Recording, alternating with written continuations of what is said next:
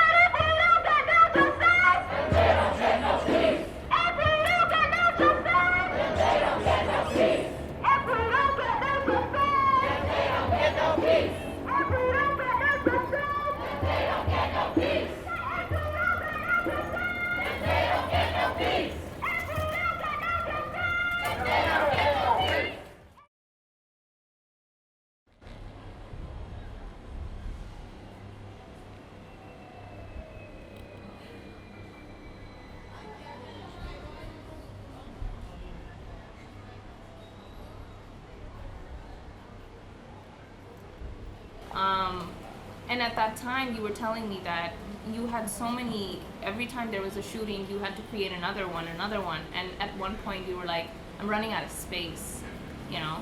And like, I remember you just saying that to me, and I'm just sitting there and being like, that's kind of so haunting that you're creating something, basically relics of people's souls, right? Like souls that were taken by force, taken by discrimination, taken because of somebody else's hatred or somebody else's shortcoming or whatever have you. Like we still don't even know actually the reason clear enough because we haven't had that conversation to the degree we need to have that conversation, right?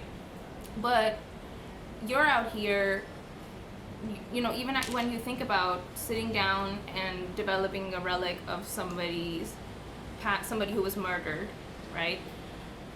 It can get numbing when you have to do it so many times, again and again, in that same format. And although like there's this excitement to exhibit your work, there's this melancholy that travels with it because of the sanguine nature of the project.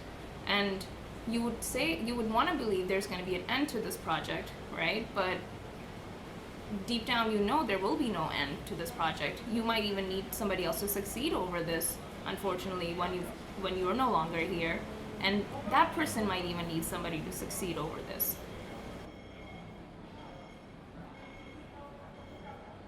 Not just when the pandemic hit, you notice this all your life, right? And you start something like this, and you almost wonder if people want to look at this. But despite that, you're like, I'm going to put this in their face.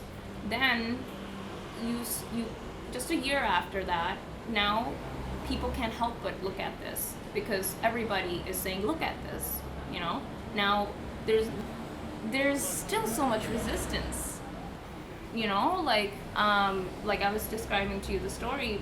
Basically, one of the senators, there were a lot of protests in he represents parts of Brooklyn by Barclays Center. His name is Senator Zelnor Myrie, a very young black senator.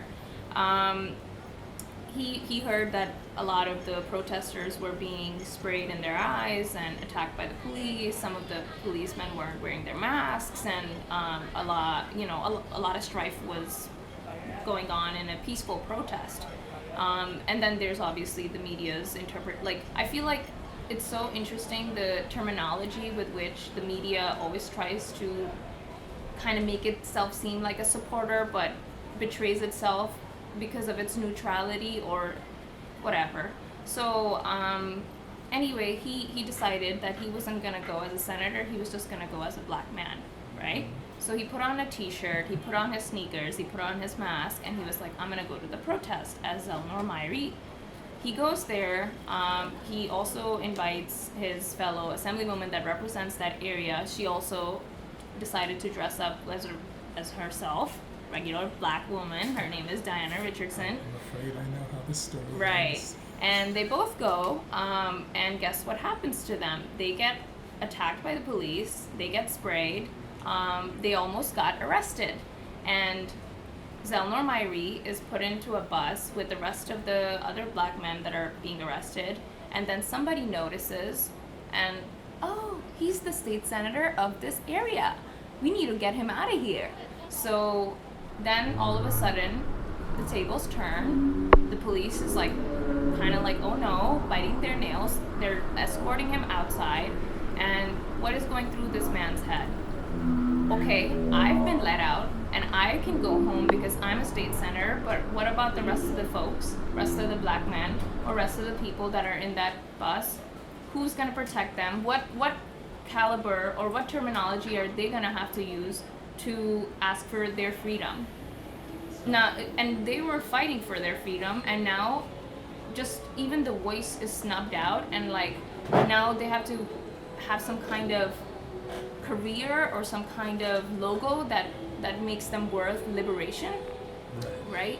So so this story, like, obviously then chanted through the state senate, being that it is I would say that things just don't happen randomly. Like 10 years later,